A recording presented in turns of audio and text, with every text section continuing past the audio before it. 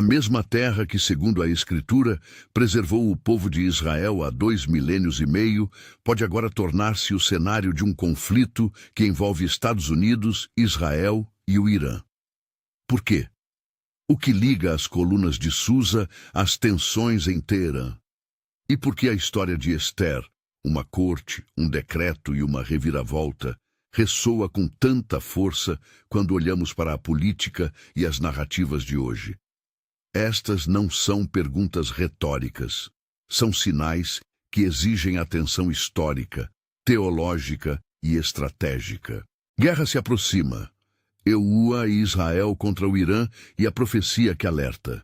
Este é o título que guia nossa análise, e é a lente pela qual revisitaremos a antiguidade persa, a figura principal de Esther, a ascensão do Irã moderno e os vetores de tensão que colocam todo o Oriente Médio em alerta.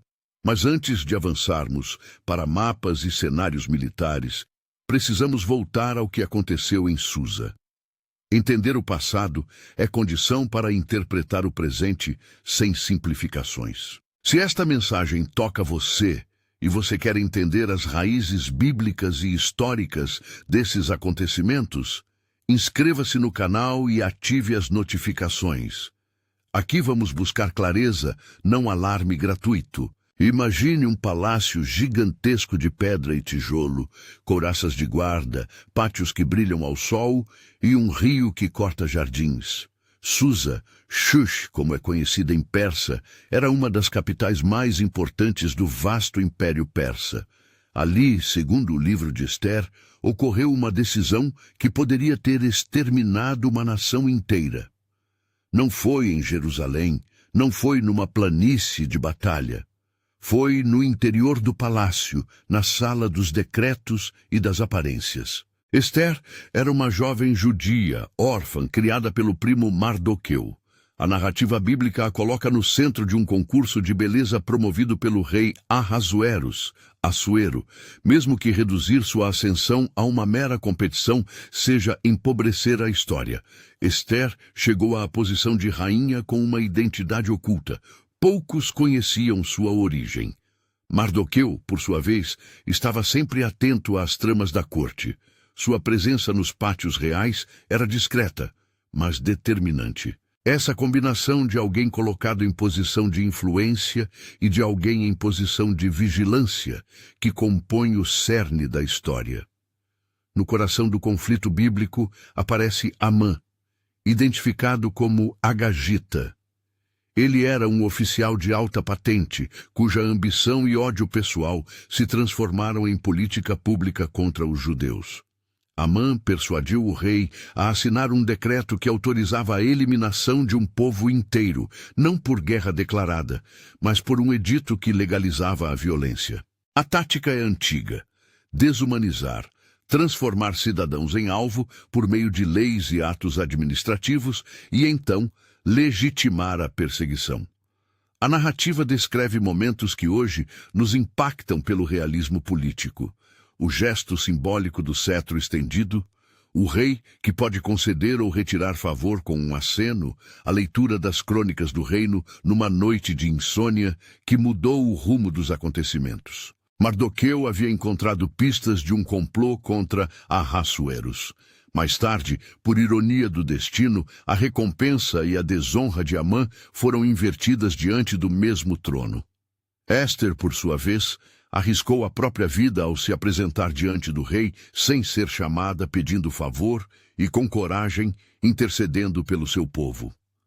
A reversão do decreto e a instituição de Purim como celebração de salvamento são o ponto culminante dessa trama. O que parecia ser um fim tornou-se uma virada inesperada.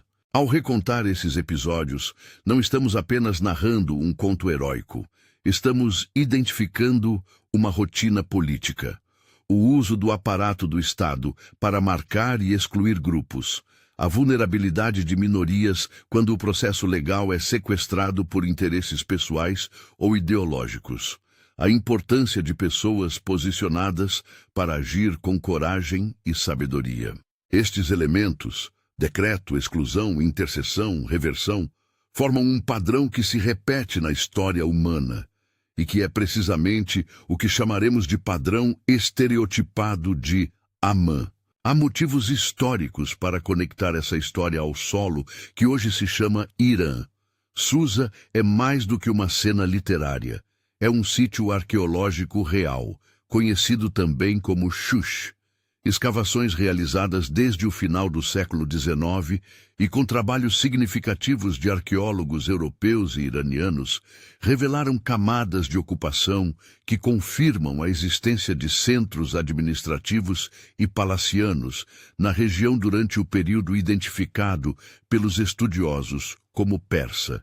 As ruínas de palácios, inscrições e restos arquitetônicos compõem um panorama que permite afirmar: quando o texto bíblico fala de Susa, ele aponta para um lugar concreto do mundo antigo. Além de Susa, outras localizações do Império Persa também se conectam à memória judaica.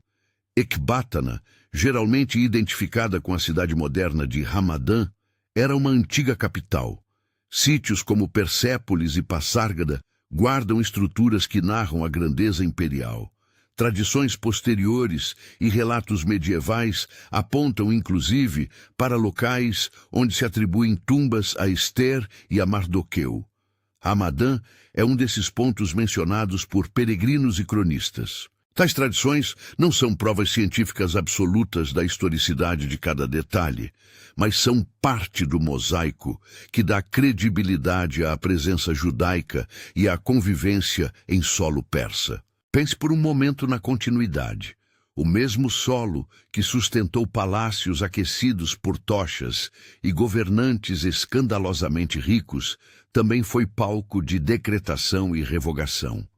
O Império Persa, por um lado, é lembrado por tolerância administrativa.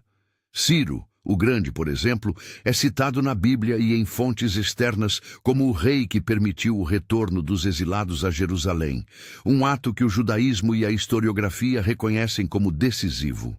Por outro lado, a corte persa era um ambiente de intrigas e jogos de poder. A tensão entre um centro imperial, que pode tanto proteger quanto ameaçar uma minoria, é parte da história antiga. E é isso que torna Susa uma imagem tão poderosa para nós hoje. Há pequenas histórias dentro da narrativa que merecem atenção porque humanizam os grandes temas. Uma delas é o registro de Mardoqueu nas crônicas do reino. Um homem que não cobiçou o palácio, mas que guardou lealdade ao ponto de denunciar uma trama. Outra é a curiosa sequência de eventos que levou o rei a lembrar-se de um serviço prestado por Mardoqueu. Uma lembrança que se materializou numa leitura noturna das crônicas, chegando no momento certo. Esses detalhes não são decoração literária. São lembretes de que em momentos críticos as pequenas ações têm repercussões históricas. Ao olhar para Susa com os olhos da arqueologia, surpreende-nos a materialidade da narrativa. Em Shush, os viajantes de hoje caminham sobre mosaicos quebrados, entre colunas que um dia serviram de moldura a cenas de banquetes e decisões reais. Alguns locais, apontados por tradições como túmulos de Ester e Mardoqueu, foram identificados como pontos de veneração ao longo dos séculos. Novamente, isso não transforma a história bíblica em documento arqueológico incontestável em todos os detalhes, mas oferece um quadro físico que sustenta a plausibilidade do relato e reforça que o território persa, geograficamente falando, corresponde a lugares no atual Irã. A transição do Império Persa Antigo para o que hoje conhecemos como Irã é longa e cheia de transformações. Ao longo de séculos, o território conheceu domínios medos, persas, helenísticos, partos, sassânidas, árabes e diversos outros, até chegar à formação de estados modernos nos séculos XIX e XX. No século XX, o Irã experimentou uma maré de modernização sob a dinastia Pahlavi. O país, embora complexo internamente quanto à sua composição religiosa e étnica, manteve durante décadas relações pragmáticas com várias potências, incluindo, em determinados momentos, Israel. Comunidades judaicas, praticantes e culturalmente integradas viviam em cidades como Teherã, Isfahan e Ramadã, mantendo tradições que remontavam a eras passadas. Mas a guinada de 1979 introduziu uma mudança profunda na natureza do Estado. A Revolução Islâmica liderada por Ayatollah Khomeini substituiu uma monarquia com tendências laicas e pró-ocidentais por uma república teocrática, cujo discurso oficial passou a ser abertamente crítico ao Estado de Israel e aos Estados Unidos. Essa mudança não apagou a história prévia. Restos arqueológicos, memórias de convivência e tradições culturais persistem. Entretanto, a retórica e a política do novo regime alteraram a maneira como o Irã se posiciona regionalmente e como projeta poder, via apoio a grupos proxy, retórica pública e programas militares que preocupam vizinhos e nações distantes. É aqui que a leitura tipológica do livro de Esther começa a adquirir relevância prática.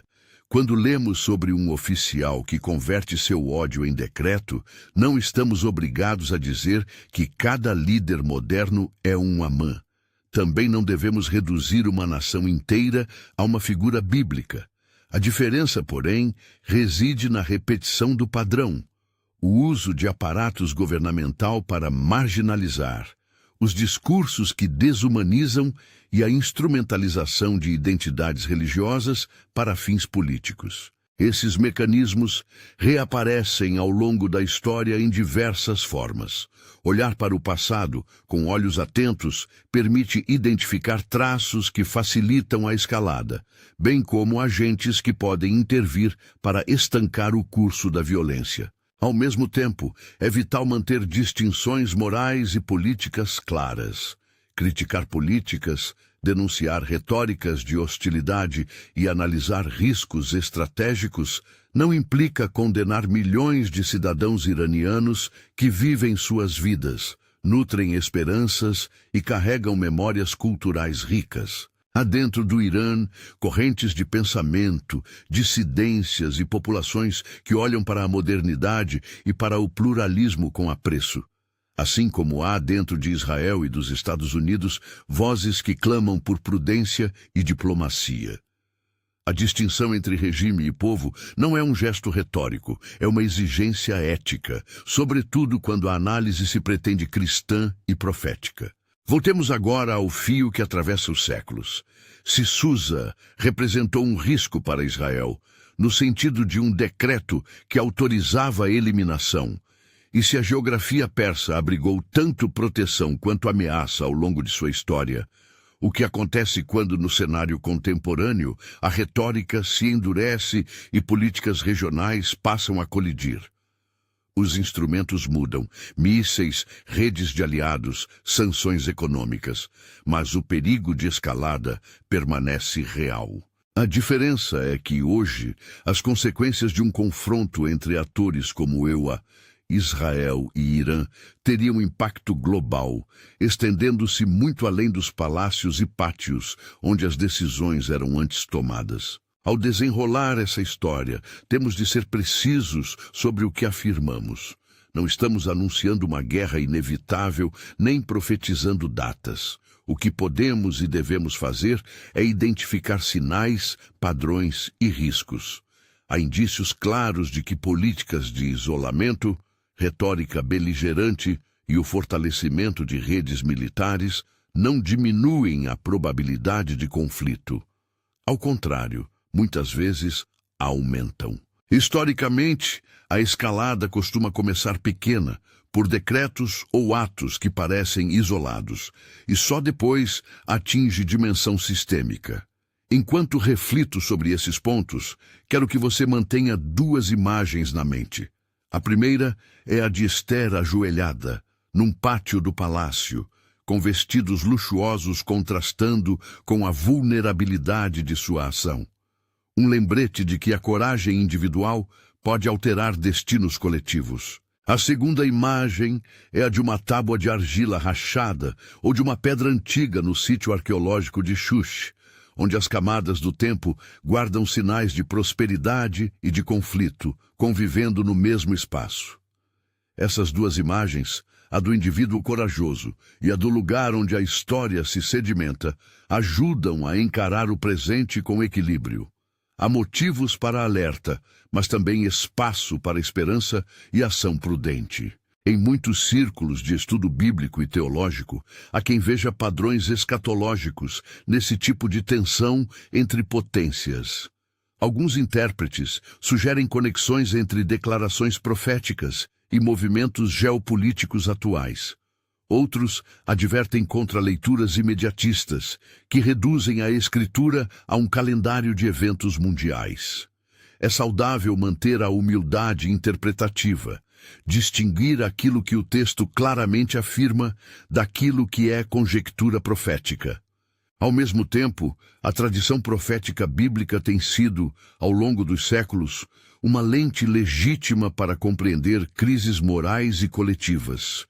Não para traçar mapas militares, mas para orientar a postura espiritual e ética nas crises. Nesse sentido, a chamada vigilância não é sinônimo de pânico. Vigilância envolve oração, sim, mas também informação correta, solidariedade com populações vulneráveis e discernimento político. Significa apoiar iniciativas humanitárias quando civis são atingidos. Significa resistir à linguagem que simplifica inimigos. Significa orar por líderes, inclusive por aqueles cujas políticas condenamos, e pedir sabedoria para quem toma decisões que afetam milhões. A tradição cristã ensina que a intercessão informada, aliada ao cuidado prático, forma uma resposta madura diante do risco. Voltando à narrativa histórica, há pontos que devemos guardar como âncoras de verdade. O livro de Ester não menciona Deus explicitamente, de forma direta em muitas passagens. Ainda assim, teólogos e fiéis ao longo dos séculos viram a mão divina operando nas coincidências e nas reviravoltas. Esse tipo de leitura tipológica é legítimo dentro de certos limites. O que ela nos oferece é um mapa simbólico. Quando leis são usadas para oprimir, há espaço para justiça. Quando pessoas são colocadas em posição de influência, há possibilidade de intervenção que salva. Agora, enquanto amarramos este bloco narrativo à evidência física e ao tecido histórico, surge uma pergunta que precisa ser feita com seriedade. Como a memória de Susa, os vestígios arqueológicos e a compreensão teológica de Ester moldam a maneira como comunidades religiosas, governos e líderes civis interpretam a atual situação entre Ireneut, Israel e Irã? Essa pergunta nos leva para além da arqueologia e da narrativa bíblica e nos coloca diante de escolhas concretas, escolhas de política, de retórica e de oração. Antes de avançar para o terreno das estratégias contemporâneas, onde falaremos de programas nucleares, de redes de milícias regionais e da diplomacia entre Washington e Tel Aviv, precisamos entender melhor a transformação interna do Irã no século XX.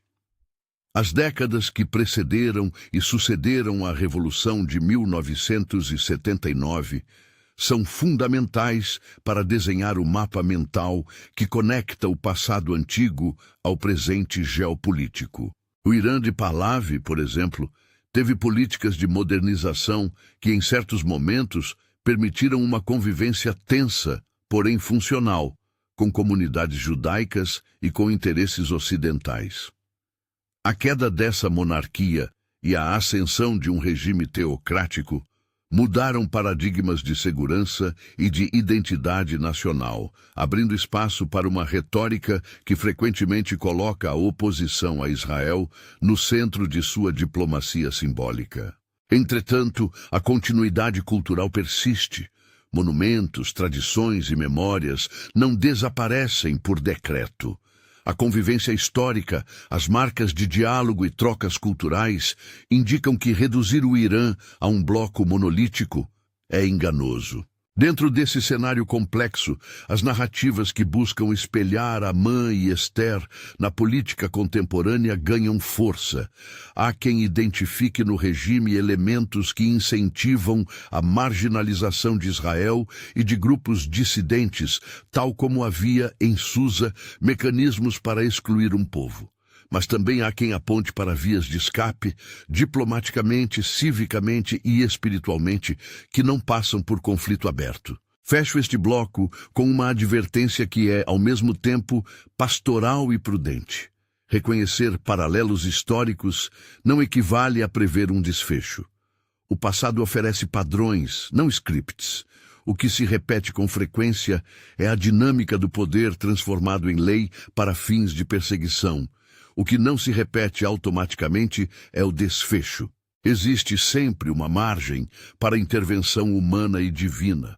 Manifestações de coragem, decisões prudentes, diplomacia eficaz e, sim, a ação imprevisível da graça que tem marcado a história. Estamos, portanto, no limiar entre a narrativa antiga e o campo de batalha contemporâneo.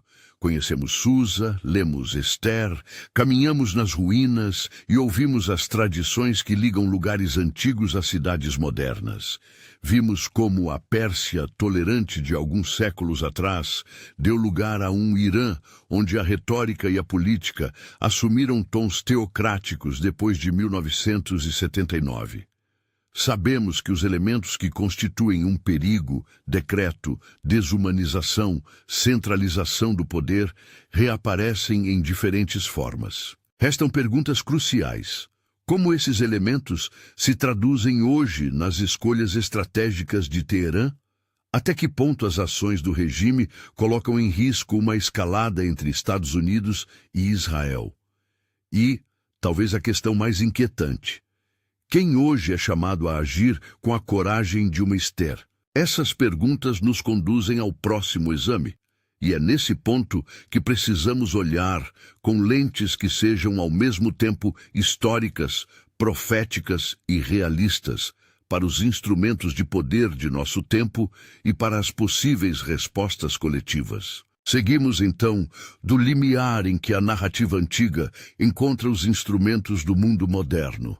Se, em Susa, o perigo começou com um decreto e a manipulação da lei, hoje os mecanismos que podem conduzir à violência entre Estados não são menos institucionais.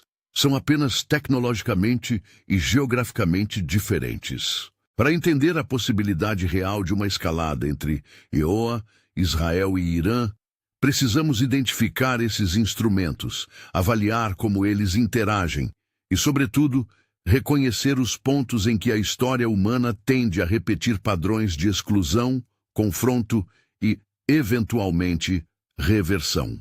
O primeiro instrumento a considerar é o programa nuclear e as capacidades balísticas. Não se trata aqui de discursos alarmistas, mas de dados estratégicos.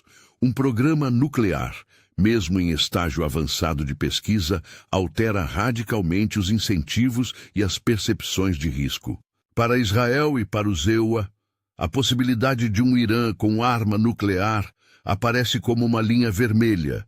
Para o Irã, programas nucleares e mísseis balísticos são apresentados como elementos de dissuasão e de prestígio regional. Esse enquadramento cria um ciclo perigoso. Quanto mais um lado se sente ameaçado, mais busca meios para se proteger e aquilo que nasce como defesa é interpretado como agressão pelo outro. No contexto do Oriente Médio, onde províncias frágeis, estreitos marítimos e rotas de energia conectam atores distantes, as consequências de uma escalada são amplificadas. Em segundo lugar, há a rede de aliados e proxies que o Irã consolidou ao longo das últimas décadas. Organizações políticas e militares no Líbano, na Síria, no Iraque e no Iêmen, que atuam como extensão do poder persa. Grupos como esses permitem ao Irã projetar influência sem necessariamente recorrer a confrontos convencionais com potências que têm superioridade aérea e naval. Para Israel, essas redes são fontes de risco constante. Ataques por procuração, infiltrações e armazenamento de armamentos perto de fronteiras. Para o Zelwar, a presença de milícias alinhadas ao Irã em zonas de interesse estratégico complica alianças regionais e expõe forças americanas a ataques indiretos. A lógica do proxy, portanto, multiplica os pontos de tensão e transforma pequenos incidentes em causas de retaliação ampliada. Terceiro aspecto: a guerra cibernética e a guerra de informação. Hoje, um ataque que desfaleça sistemas críticos, interrompa oleodutos ou manipule infraestruturas financeiras pode ser percebido como agressão equivalente a um ataque físico. Operações cibernéticas e campanhas de desinformação podem inflaminar opiniões públicas, gerar pânico e empurrar governos a medidas precipitadas. Nesse sentido, a natureza difusa e muitas vezes anônima desses ataques aumenta a probabilidade de erro de atribuição. E o erro de atribuição é uma das causas clássicas de escalada. Quando um governo acredita ter sido atacado por um Estado adversário, a resposta tende a ser rápida e, por vezes, desproporcional. Ao considerar esses instrumentos modernos, é preciso lembrar também das rotas físicas que tornam uma escalada mais séria.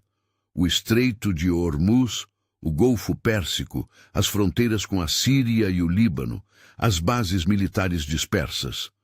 Qualquer bloqueio de estrangulamento econômico, intercepção de petroleiros ou ataque a instalações no exterior reverbera imediatamente nos mercados e nas cadeias globais. Esse caráter sistêmico é uma diferença crucial em relação ao drama de Esther. O mandato de um rei em Susa afetou uma comunidade, uma nação. Um ataque moderno pode gerar efeitos que atravessam continentes. Por isso, quando ouvimos falar de riscos e probabilidades, devemos distinguir 3 cenários que analistas costumam considerar, sem, repito, transformar hipótese em profecia. O cenário de atrito controlado, o cenário de guerra por procuração e o cenário de escalada direta. No primeiro, sobretudo nos últimos anos recorrente, atos locais, ataques a navios, bombardeios seletivos em bases de milícias, sanções econômicas, são manejados de forma calculada, com respostas calibradas para evitar ruptura ampla. No segundo, vemos as provas das redes proxy em ação. Ataques indiretos que evitam confrontos frontais, mas que corroem estabilidade e aumentam sofrimento civil.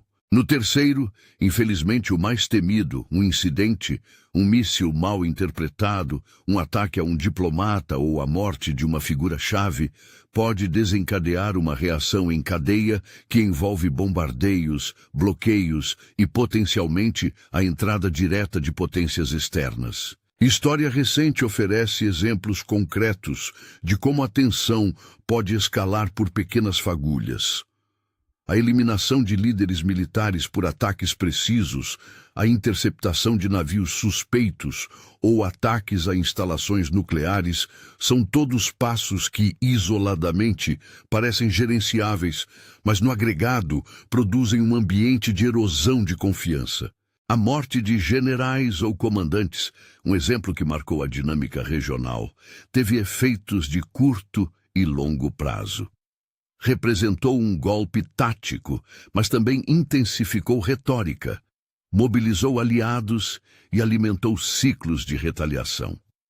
Esses eventos ensinam que ações militares limite podem não resolver um problema estratégico. Frequentemente deslocam o conflito, criam novos atores e radicalizam populações. Como então ler isso com olhos proféticos e até que ponto traçar paralelos com Esther ajuda a entender o que vem pela frente? Primeiro, mantendo as ressalvas interpretativas. O livro de Esther é um testemunho de providência e de reversão, mas não oferece um roteiro militar para os dias atuais. O que a tipologia nos oferece é um conjunto de categorias analíticas, decreto como instrumento de exclusão, retórica que desumaniza, agentes posicionados para intervir, e a potencial intervenção que reverte o curso. Traduzir isso para o contexto contemporâneo significa reconhecer que quando o aparato do Estado, leis, sanções, propaganda, é usado para excluir e ameaçar, o risco de violência institucional cresce. Significa também reconhecer que sempre houve e haverá pessoas dentro dos sistemas capazes de agir com coragem e sabedoria para deter o curso da injustiça. Nesse ponto, é útil pensar em atores que, em termos funcionais, podem desempenhar papéis análogos aos de Mardoqueu e de Ester. Não falo de equiparar moralmente estados a personagens bíblicos. Falo de reconhecer funções. Há legisladores e juízes que decidem rumos de vida e morte. Há diplomatas e conselheiros que podem abrir canais para evitar confrontos. Há cidadãos que, através de denúncia e resistência não violenta, podem revelar tramas que conduzem à agressão. Olhar para esses papéis ajuda a criar uma estratégia profética de participação. Interceder não é apenas orar, é estudar, denunciar, construir pontes e proteger os vulneráveis. Ao mesmo tempo, a figura do Amã nos adverte sobre os riscos da retórica que desumaniza. Quando um inimigo é transformado em caricatura, quando as diferenças são reduzidas a uma essência maligna, a sociedade fica mais propensa a aceitar medidas extremas contra ele. No nível contemporâneo, isso pode emergir tanto em discursos oficiais quanto em narrativas populares. A tarefa profética é, portanto, confrontar a desumanização onde quer que ela surja. Apontar sua injustiça, lembrar da dignidade do outro e clamar por critérios de justiça que não dependam de inimizade. A interpretação profética, quando feita com sobriedade, também nos lembra de um outro padrão, a reversão inesperada. A história de Ester mostra que o que parece configuração final nem sempre o é. Há fatores imprevisíveis, memórias recuperadas, ações de indivíduos, coincidências providenciais que alteram cursos. Contudo, insistimos na palavra imprevisíveis, não são garantidos. A esperança bíblica não reduz o futuro a um conjunto de regras mecânicas. Ela insiste na soberania de Deus e na responsabilidade humana. Em termos práticos, isso significa que devemos trabalhar para criar condições que favoreçam reviravoltas positivas. Diplomacia firme, vigilância, apoio humanitário e estratégias que minimizem sofrimento e maximizem possibilidades de reconciliação. Voltando do campo tipológico para o terreno dos riscos concretos, há decisões políticas e operacionais que exigem atenção imediata. Um desses pontos é a questão do apoio internacional a Israel em caso de ataque preventivo ou reativo ao Irã. A resposta americana, política, logística e material, costuma ser decisiva para as opções de Tel Aviv. Por isso, as conversas entre Washington e aliados, as avaliações de inteligência e os mecanismos de contenção são fatores que pesam na equação de risco. Afinal, a opção por uma ação direta ou por uma contenção subordinada à pressão diplomática muda totalmente o cenário geopolítico e humanitário. Outra linha de análise é a do custo político doméstico. Governos que consideram ações militares pesam não apenas cálculos estratégicos, mas também sua própria estabilidade interna, opinião pública e repercussões econômicas. Isso cria um corredor de contenção. Ações muito arriscadas podem ser evitadas por interesse de preservação política. Porém, em regimes que utilizam retórica externa para consolidar um consenso interno, a situação inverte-se. A agressividade externa pode ser instrumentalizada como forma de legitimação do poder doméstico. É nesse ponto que a distinção entre regime e povo se torna crucial. Muitas vezes, a retórica belicosa é mais funcional ao poder do que reflexo da vontade popular ampla. Enquanto fazemos essa análise, não podemos perder de vista os custos humanos. Conflitos entre estados não ocorrem apenas sobre mapas. Produzem deslocamentos massivos, crises humanitárias, rupturas econômicas e traumas intergeracionais. A lembrança de Purim, festa de livramento, não pode ofuscar a realidade daqueles que sofreram ou sofrerão se a violência se espalhar.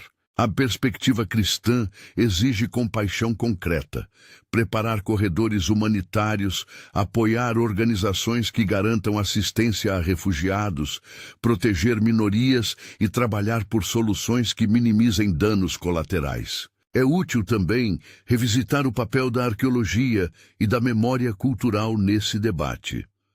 As ruínas de Xuxa, os vestígios de Persépolis, os relatos ligados a Ramadã e Ecbatana, continuam a servir como lembretes de que o território que hoje se chama Irã é palco de camadas históricas complexas. Em termos práticos, isso molda tanto a narrativa como as identidades.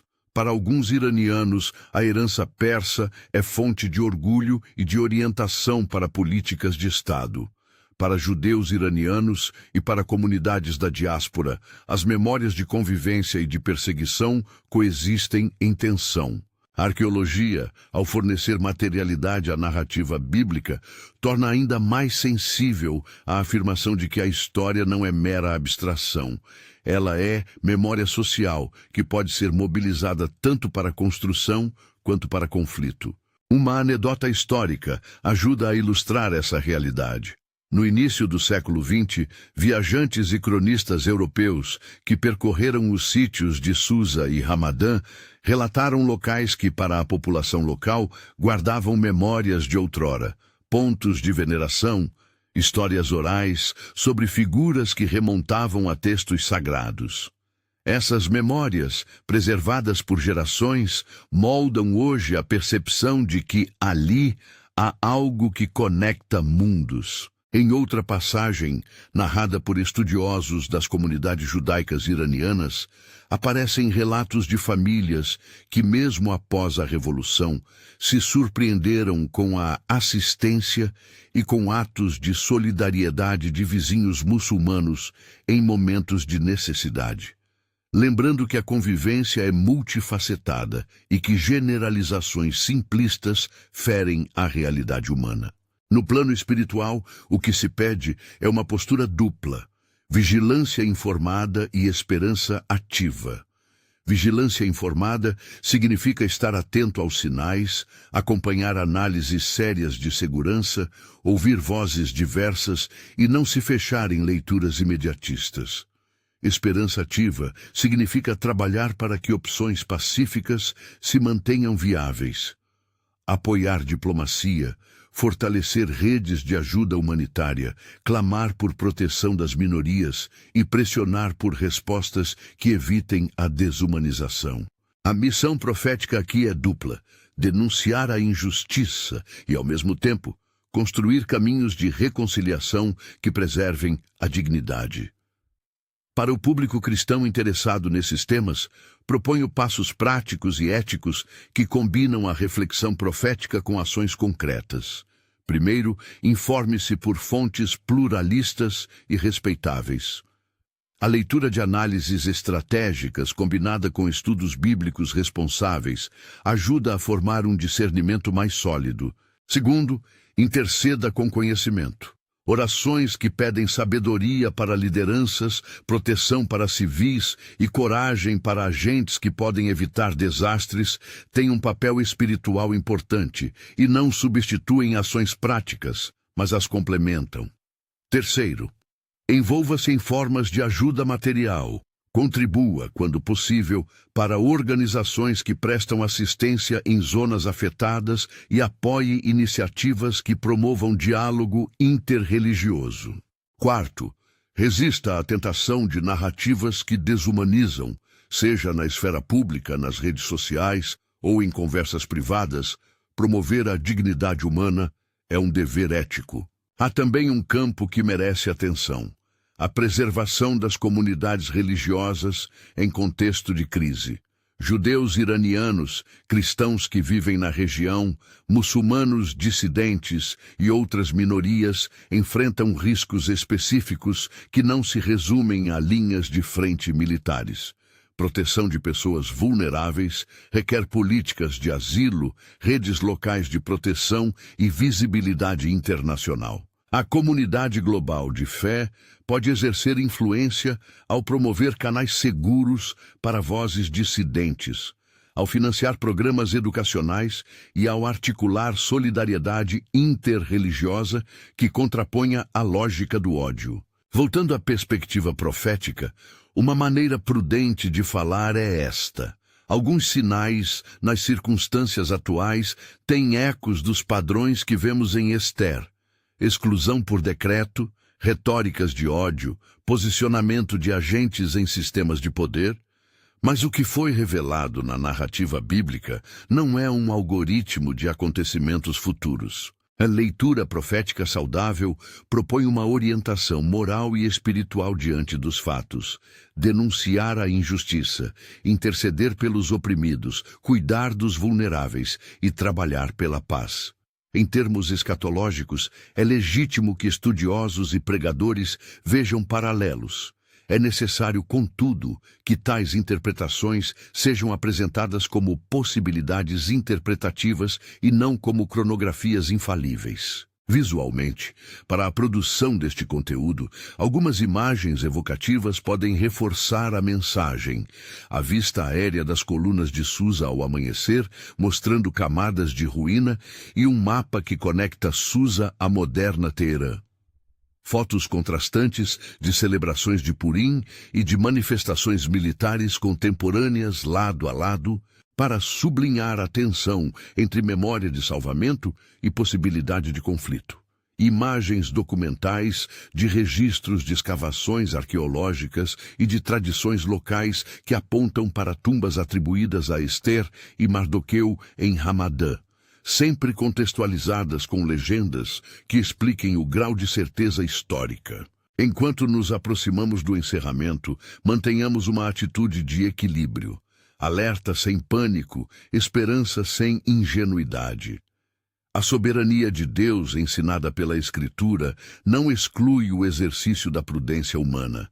Ao contrário, pede que sejamos sábios. Em tempos de ameaça, nossas práticas espirituais devem se articular com responsabilidade cívica, formar opinião pública esclarecida, apoiar a diplomacia, proteger civis e resistir a qualquer narrativa que reduza pessoas a inimigos desumanizados. Para concluir, volto à pergunta que abriu nosso diálogo. A mesma terra que salvou Israel há 2.500 anos pode agora ser palco de um novo conflito. A resposta honesta é que isso é possível. Existem vetores de risco real e que, ao mesmo tempo, há espaço para a intervenção que evita o pior. Coragem humana, decisões prudentes, diplomacia firme e, sim, a ação misteriosa da providência. Se Ester representa alguém posicionada para um tempo como este, talvez hoje sejamos chamados a ser, coletiva e individualmente, agentes que trabalham pela vida, pela justiça e pela reconciliação.